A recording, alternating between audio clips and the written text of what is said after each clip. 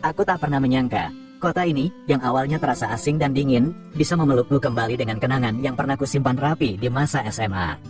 Sudah hampir 2 tahun aku merantau, kerja serabutan sambil kuliah malam, hidup hemat seadanya, tak ada waktu buat nostalgia, apalagi soal cinta. Sampai suatu pagi, saat aku terburu-buru masuk kampus karena dosen killer, aku menabrak seseorang di koridor. Maaf, Bu, langkahku terhenti. Mataku membeku pada sosok wanita berambut sebahu, kacamata tipis, dan senyum yang tak berubah sejak terakhir kali aku lihat di ruang guru. Raka, suaranya lirih, namun penuh kejutan, Bu Dewi. Kami sama-sama terdiam, dunia rasanya berhenti sejenak. Wajahnya masih sama, matang, cantik, sedikit lebih dewasa dari terakhir aku lihat, tapi justru itu yang membuatnya makin memesona. Ia mengenakan blus biru muda, rapi dan anggun, seperti dulu saat dia masuk kelas sebagai guru bahasa Indonesia. Aku sekarang ngajar di SMA dekat sini, baru pindah bulan lalu, kamu kuliah di sini. Aku mengangguk, canggung, jantungku berdebar, bukan hanya karena kejutan, tapi karena rasa yang dulu sempat tumbuh diam-diam kini seperti kembali hidup, lebih liar, lebih jujur. Dulu, waktu masih SMA, Bu Dewi adalah semacam legenda, guru bahasa Indonesia yang dikenal paling cantik dan paling galak. Satu-satunya guru yang bisa bikin cowok-cowok brengsek di kelasku mendadak jadi alim tiap beliau masuk. Blus putih ketat, rok pensil gelap, dan suara lantang penuh wibawa, perpaduan yang bikin hati bergetar antara takut dan suka. Waktu itu, aku cuma murid biasa, sering duduk paling belakang, kadang pura-pura mencatat padahal diam-diam memandangi wajahnya saat dia menulis di papan tulis. Dan entah sejak kapan, aku mulai menyimpan rasa, diam-diam, dosa kecil anak remaja yang cuma bisa menatap dari jauh. Tapi semua itu tinggal kenangan. Lulus SMA, aku langsung merantau ke kota besar, niatnya kerja sambil kuliah. Aku tinggal di kos-kosan sempit di gang kecil. Kamar sempit, kipas angin rusak, dan tembok yang kalau malam suka ngasih suara-suara aneh. Tapi aku tahanin, demi mimpi. Hidupku jadi rutinitas. Kerja pagi, kuliah sore, lalu pulang malam dengan nasi bungkus sisa diskon, teman, beberapa, pacar, nggak sempat, rasa, terkubur dalam. Sampai pagi itu, aku bertemu kembali sama Bu Dewi. Ternyata dia pindah mengajar ke SMA negeri yang baru buka, dekat kampusku. Tanpa sengaja, atau mungkin takdir, kami bertemu lagi. Dan yang lebih mengejutkan, dia sekarang tinggal di kota ini bukan karena dinas, tapi karena rumah itu. Rumah peninggalan mendiang suaminya, yang rupanya memang berada tak jauh dari tempat kosku. Rumah tua, tapi nyaman. Katanya waktu itu, udah lama kosong sejak suami saya meninggal. Rasanya seperti pulang kampung. Aku diam, aku baru tahu. Bu Dewi sudah lama menjanda. Sejak saat itu, kami mulai sering bertemu. Kadang dia mampir ke warung tempatku kerja paruh waktu, kadang aku iseng lewat depan rumahnya, dan dia tiba-tiba manggil sambil senyum. Raka, sini dulu. Awalnya aku pikir semua ini hanya nostalgia, tapi tatapan matanya makin sering menahan sesuatu. Dan aku pun mulai gelisah tiap malam. Apakah perasaan ini tumbuh lagi? Atau sebenarnya tak pernah mati? Tiap pagi aku dorong gerobak kecil berisi galon dan tabung gas LPG keliling komplek. Seragam kerja belel, topi lusuh, dan tangan yang mulai kapalan. Hidup keras, tapi aku nggak malu. Yang penting halal. Sampai suatu siang, aku dapat pesanan baru dari komplek perumahan elit. Nama pemesannya bikin jantungku bergetar, Dewi N. Kusuma. Aku kenal betul tulisan itu. Tulisan tangan yang dulu sering menggores nilai 80-an di kertas ulangan puisiku. Keringatku langsung dingin. Tangan sempat gemetar waktu ngetuk pagar rumah besar yang familiar itu. Catnya sedikit pudar, tapi halamannya bersih terawat. Raka, suara itu muncul dari balik pintu. Dia keluar pakai daster rumah warna krem, rambut diikat simpel, cantiknya nggak berubah, malah makin kelihatan hangat, dan sangat wanita. Iya Bu, saya bawain galon dan gas. Dia tersenyum, masuk aja, taruh di dapur ya. Aduh, kamu rajin banget sekarang, kuliah sambil kerja begini. Ibu bangga. Aku angguk sambil nyembunyiin degup yang makin tak karuan. Begitu masuk, aroma rumah itu langsung bikin hati tenang. Bukan hanya karena harum sedap malam di meja, tapi karena ada jejak hidup di sana, foto-foto, tumpukan buku, dan satu sisi rumah yang terasa sepi, seperti menunggu diisi. Kenapa nggak bilang dari dulu kamu kerja begini? Tanyanya sambil menuang teh, biar ibu langganan dari awal, bisa bantu-bantu dikit, ya kan? Sejak itu, aku rutin ke rumah Bu Dewi. Kadang cuma antar gas, kadang dia ngajak ngobrol sebentar. Ngomongin kuliahku, kerjaanku, bahkan soal mantan murid-murid kami yang sekarang viral di TikTok. Tapi makin lama, obrolan kami makin dalam. Kadang dia cerita soal kesepiannya sejak suaminya meninggal.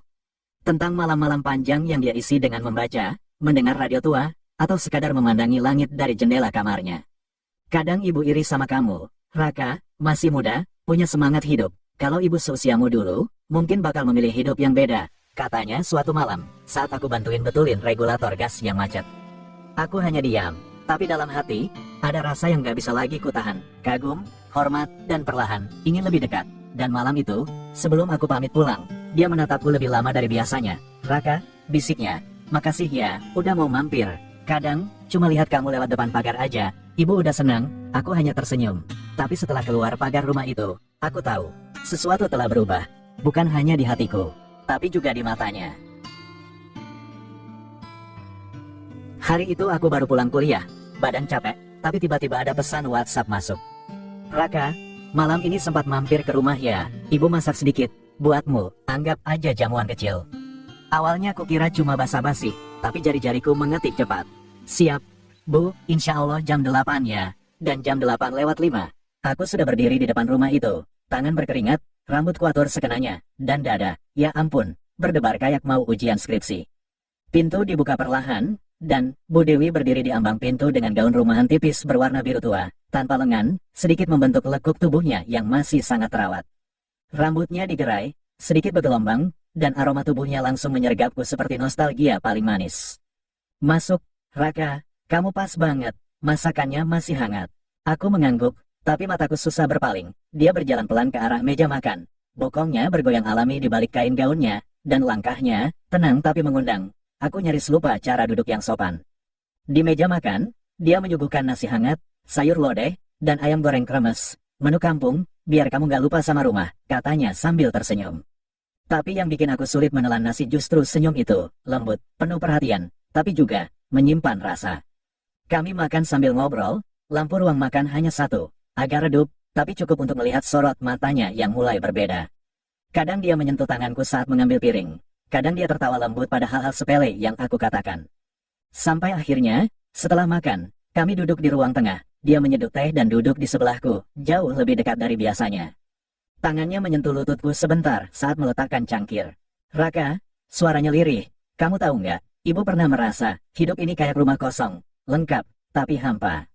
Aku menoleh, matanya menatapku, lama, dalam, dan di situ, aku melihatnya sebagai seorang wanita, bukan lagi guru. Bukan hanya ibu dari masa laluku. Wanita yang cantik, matang, sepi, dan mulai membuka diri. Aku tak tahu siapa yang memulai lebih dulu, tapi tiba-tiba tangan kami saling menggenggam, hangat, gemetar.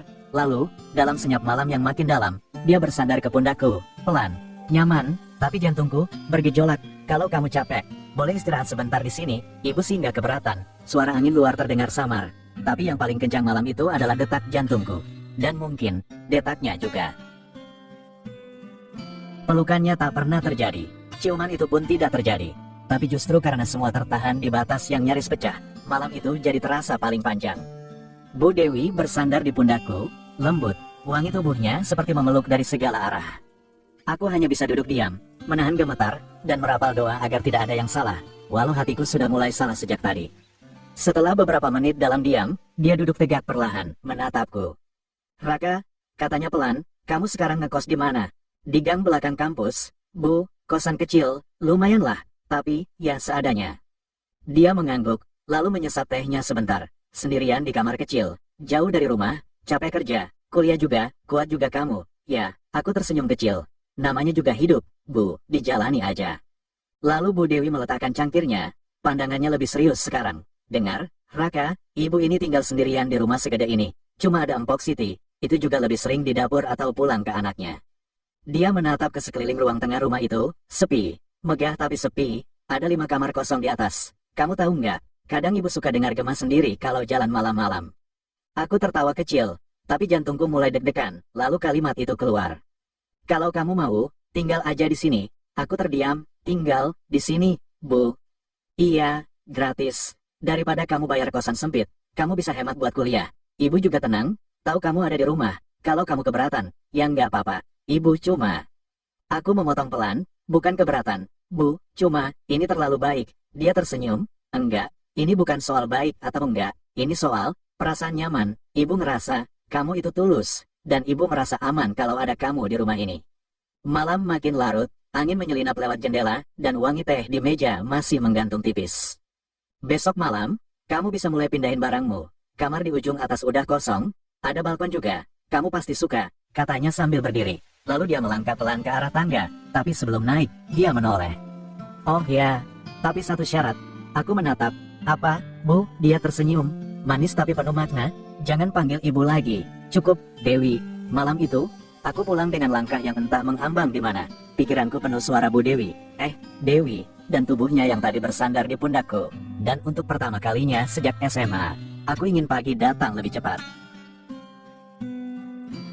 Pagi itu, aku datang bawa tas ransel besar, kardus berisi buku dan peralatan mandi. Nggak banyak, namanya juga anak kosan. Rumah itu tampak teduh, halamannya bersih, dan suasana pagi. Adem banget, tapi begitu pagar dibuka, udara terasa beda. Bukan cuma angin, tapi suasana yang, gimana ya, kayak rumah yang lama tertidur. Sekarang bangun pelan-pelan, pintu depan dibuka dari dalam. Bukan Dewi, tapi Empok Siti. Wanita usia 30-an akhir, tubuh padat berisi, kulit sawo matang bersih, berkain batik dan kaos tipis warna kuning yang ketat menempel di dadanya yang, aduh. Rambut disanggul cepat, tapi ada rambut-rambut halus yang lolos, membuatnya kelihatan seperti istri orang yang terlalu lama kesepian. Ini pasti Raka ya, suaranya renyah. Saya Empok Siti, udah 3 tahun kerja sama Bu. Mbak Dewi maksudnya, sekarang jadi anak rumah sini ya. Aku senyum kikuk, iya, Empok, makasih ya, udah repot. Dia menatapku dari ujung kepala sampai kaki, lalu senyum miring. Nggak repot kok, malah, kayaknya rumah ini bakal lebih rame dari biasanya. Tatapannya, bukan tatapan biasa, ada lirikan dari balik mata yang lama tak disentuh suaminya. Masuk ke dalam, Dewi muncul dari atas, pakai daster panjang warna merah muda dengan rambut masih setengah basah habis mandi. Kain tipisnya melekat di tubuh dan sedikit transparan di bagian tertentu. Aku refleks menunduk, tapi telat, dosa visual sudah terjadi. Wah, kamu beneran pindah, katanya sambil turun tangga. Kamar kamu di atas ya, yang pojok. Kalau butuh apa-apa, bilang aja ke Siti, atau ke aku, langsung. Empok Siti berdiri di belakangku, dan entah kenapa aku bisa merasakan napasnya di leherku. Kalau Raka lapar juga, tinggal bilang, Empok masak tiap pagi, dan kadang siang juga suka masak yang spesial. Buat yang spesial, katanya pelan, 2 wanita, 2 aroma tubuh yang berbeda, satu matang dan elegan, satunya sensual dan membara. Dan aku, anak kosan kere, tiba-tiba jadi pusat perhatian rumah janda dan pembantunya yang sama-sama kesepian. Pagi pertama belum berakhir, tapi tubuhku sudah mulai berkeringat, dan bukan karena bawa kardus. Siang makin terik, kamar atas belum sempat kuisi semua barang. Aku cuma taruh kasur lipat, tas, dan 1 rak kecil. Perlu membasahi tubuh, dan akhirnya aku memutuskan mandi. Kamar mandinya bersih, airnya deras, tapi saat aku baru saja selesai sabunan dan bersiap bilas. KRK, air mati, asial, gumamku. Dari balik jendela kamar mandi atas, ku dengar suara Empok Siti di bawah. Raka, air toren kosong, lagi ngisi dulu ya.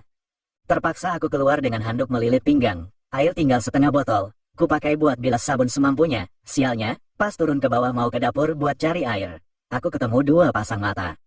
Empok Siti lagi jongkok di ruang tengah, nyelap lantai, posisi membungkuk, dan dasternya belah di paha sampai batas bahaya.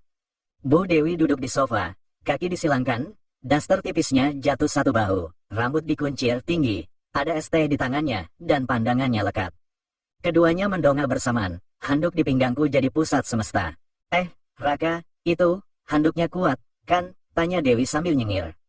Aku kikuk, hehe, iya Bu, Mbak Dewi, airnya mati, aku belum sempat bilas bersih. Empok Siti berdiri, bawa ember air, kalau mau bilas, sini aja, pakai air ini, atau mau Empok bantu? Matanya jelas menggoda.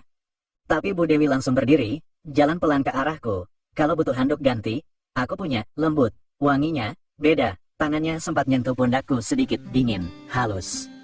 Masuk aja ke kamar mandi bawah, tapi jangan lupa tutup pintunya rapat ya, dia bisik, soalnya, kadang suka kepikiran buat ngintip. Aku gak tahu mana yang lebih berbahaya, handuk yang bisa melorot kapan saja, atau 2 wanita yang menatapku seolah aku adalah buah segar terakhir di dunia.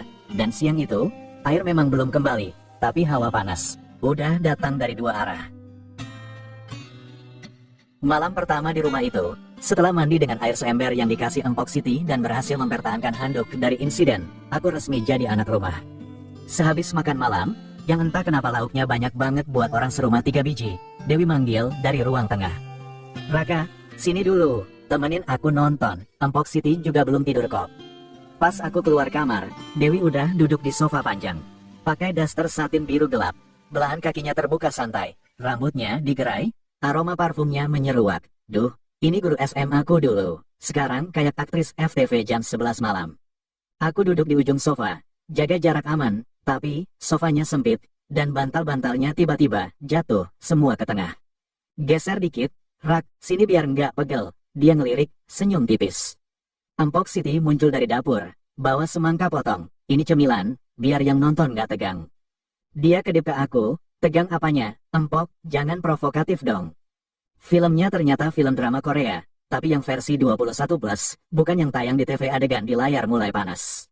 Aku deg-degan, bukan karena filmnya, tapi karena Dewi pelan-pelan bersandar. Bantalnya keras, nih, katanya sambil nyender ke bahuku.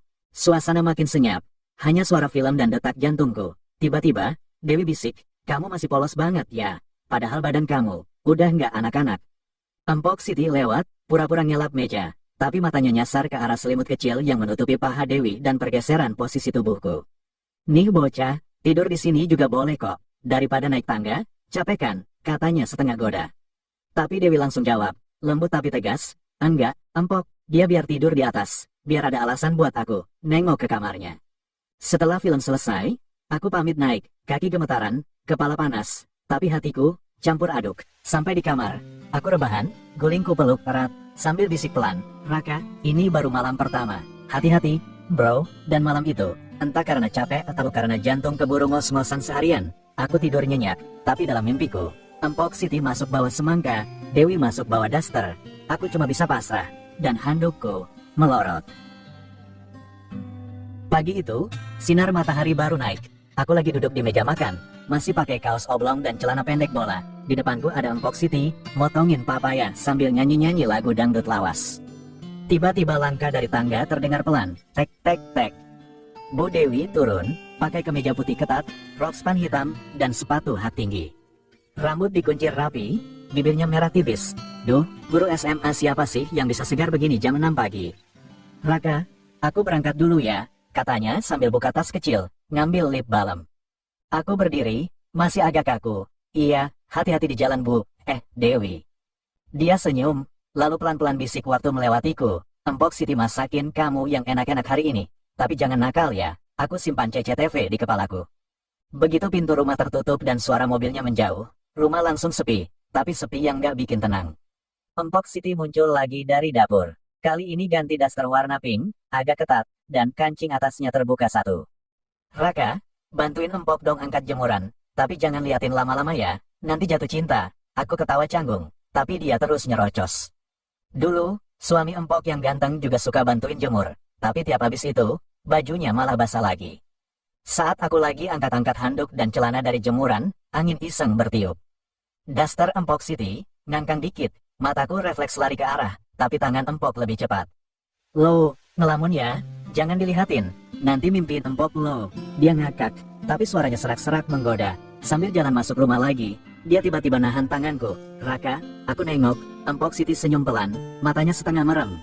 Kalau kamu keringetan lagi kayak kemarin, Empok punya air lebih dari cukup. Dek, 2 jantung, 1 dapur, dan aku, tinggal sama wanita yang dasternya kayak jebakan ranjau. Malam itu, rumah hening. Empok Siti udah masuk kamar, mungkin sibuk ngecat suami yang entah lagi di Batam atau di pelukan janda kontrakan sebelah. Aku lagi selonjoran di kasur kamar tamu bawah. Belum tidur, masih kepikiran kejadian sore tadi. Tiba-tiba, ada suara pelan dari atas tangga. Raka, kamu masih bangun? Suara Bu Dewi, tapi lembut. Kayak bukan guru killer SMA dulu, tapi lebih kayak wanita 36 tahun yang jenuh bicara dengan tembok kamar setiap malam. Iya, belum ngantuk, jawabku dari bawah. Naik deh ke atas, aku mau ngobrol sebentar. Dek, langkah kaki ini rasanya berat, bukan karena takut, tapi karena skenario sinetron sore tadi belum selesai tayang di kepalaku. Sampai di atas, pintu kamarnya setengah terbuka, aku ketuk pelan. Masuk aja, katanya. Kamar itu harum, lampu remang. Dewi duduk di tepi ranjang pakai daster satin warna marun, rambut digerai, dan tangan mainin gelas kecil berisi teh manis. Duduk sini, jangan tegang, katanya sambil tepuk kasur di sampingnya. Aku duduk, pelan, canggung. Dulu aku duduk di bangku depan kelas. Sekarang aku duduk di ranjang mantan guruku. Kamu tahu nggak, Raka, katanya sambil menatapku, waktu kamu masih muridku, aku tuh kesel banget, kamu tuh bandel, suka ngelawak di kelas. Tapi, sekarang aku bangga. Aku senyum kaku. Bandel-bandel gitu kan aku tetap lulus ya. Bu Dewi. Dia ketawa. Jangan panggil aku Bu Dewi. Aku udah bilang, cukup, Dewi. Suasana hening, tapi hening yang panas. Dia menatapku dalam. Di rumah ini, aku cuma ditemani Empok Siti. Malam-malam kayak gini biasanya sepi banget. Tapi sekarang, ada kamu. Aku menelan ludah.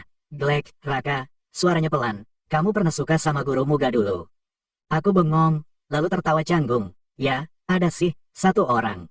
Namanya siapa? Tanyanya. Matanya menyipit. Aku menatap balik, Bu Dewi.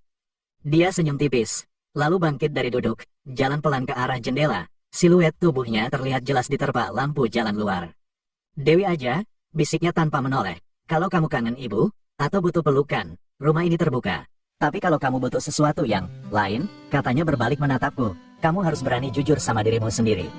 Lalu dia nyengir manja. Sekarang turun deh. Nanti Empok Siti curiga, aku gak mau kamu disidang kayak murid SMA ketahuan nyontek. Aku berdiri, masih campur aduk, jantung nabrak tulang rusuk. Pas aku jalan keluar kamar, dia bilang pelan, Raka, makasih udah hadir di rumah ini, serasa muda lagi rasanya. Gak tahu siapa yang lebih deg-degan. Tapi yang jelas, malam itu aku tidur sambil senyum. Dan daster marun itu masuk ke dalam mimpi. Beberapa malam kemudian, Dewi berdiri di depan pintu kamarku, mengenakan daster biru satin yang dari tadi sukses membuatku lupa kalau aku punya iman. Matanya tajam tapi bibirnya gemetar, dia mendekat, perlahan, seperti harimau lapar yang menatap kelinci yang pasrah. Raka, suaranya parau, kamu tahu gak, selama bertahun-tahun setelah suamiku meninggal, aku gak pernah membuka hati, tapi sejak kamu masuk ke rumah ini, aku seperti hidup lagi. Aku menelan ludah, tanganku gemetar, tapi langkahku tak mundur. Dewi mendekat. Wangi tubuhnya menyeruak, dadanya naik turun. Jemarinya menyentuh pipiku, lalu turun menyusuri leher. Jantungku berdegup keras, tapi aku diam, tak melawan, tak juga meminta. Aku gak tahu ini benar atau salah, Raka, tapi aku gak bisa nahan lagi, dan dalam sekejap, bibirnya sudah merekat di bibirku. Lembut, panas, dan pelan-pelan berubah menjadi ledakan. Tangan kami saling menggenggam, kemudian saling menjelajah, menjatuhkan batasan demi batasan. Aku, pemuda 20 tahun, yang baru mengenal pahitnya rantau, kini berdiri di depan wanita yang dulu adalah simbol ketegasan dan kecantikan di masa SMA. Malam itu, walau rembulan masih menyinari dunia, jadi malam pertama dalam hidupku. Dan Dewi, adalah wanita pertama yang membawaku melangkah ke batas yang selama ini cuma ada di mimpi-mimpi iseng. Setelahnya, kami terbaring diam, nafas belum stabil, tapi ada keheningan yang berbeda, bukan keheningan nikmat, tapi keheningan sadar. Dewi menoleh padaku, matanya berkaca-kaca. Raka, maafin aku udah merampas sesuatu yang seharusnya kamu jaga sampai menikah. Aku hanya menatap langit-langit, lalu memejamkan mata. Ini dosa besar, aku gurumu dulu, aku wanita yang lebih tua, dan aku malah. Air matanya mulai jatuh, bahu berguncang, tangisnya pecah. Aku mendekapnya, mengelus rambutnya perlahan. Dewi, mungkin ini salah, mungkin ini dosa, tapi aku gak akan lari. Dia menoleh dengan mata merah dan bibir gemetar. Apa maksudmu? Aku menatap matanya dalam-dalam. Aku akan menikahimu. Kalau kau bersedia, aku akan jadi lelaki yang bertanggung jawab atas rasa yang udah kamu dan aku lewati bersama. Dewi terisak makin kencang, tapi senyum kecil merekat di bibirnya. Raka, kamu gila. Tapi, mungkin hanya laki-laki gila sepertimu yang bisa mencintaiku tanpa syarat. 3 bulan setelah malam itu, kami resmi menikah. Pernikahan kecil tapi hangat. Di rumah itu juga, di ruang tamu yang dulu saksi bisu saat aku pertama kali disuguhi kopi dan daster satin. Bu Dewi, sekarang istriku, terlihat memesona dalam kebaya sederhana, dan aku, pakai jas pinjaman, tapi senyumku gak bisa dipinjam siapapun. Kami sah, di depan penghulu, di depan saksi, dan di depan Empok Siti yang dari tadi manyun sambil motret pakai HP jadul. Aku resmi jadi kepala rumah tangga, tapi Dewi tetap Dewi yang dulu, tegas tapi lembut. Kamu tetap kuliah, ya, selesaikan. Habis itu kita buka usaha. Kamu pintar ekonomi, aku punya lahan kosong di belakang. Kita mulai dari situ. Aku manggut, iya, Bu, maksudku, Dewi, dia nyubit lenganku pelan. Jangan panggil aku Bu, dong, malam ini kan malam pertama kita sebagai suami istri. Malam pun tiba, kamar sudah rapi, lantai sudah dipel, lilin aromaterapi menyala, musik jazz pelan mengalun dari speaker kecil di pojokan. Dewi keluar dari kamar mandi pakai gaun tidur transparan warna ungu tua, rambutnya digerai, wangi tubuhnya seperti ingin membuatku batal salat witir seumur hidup.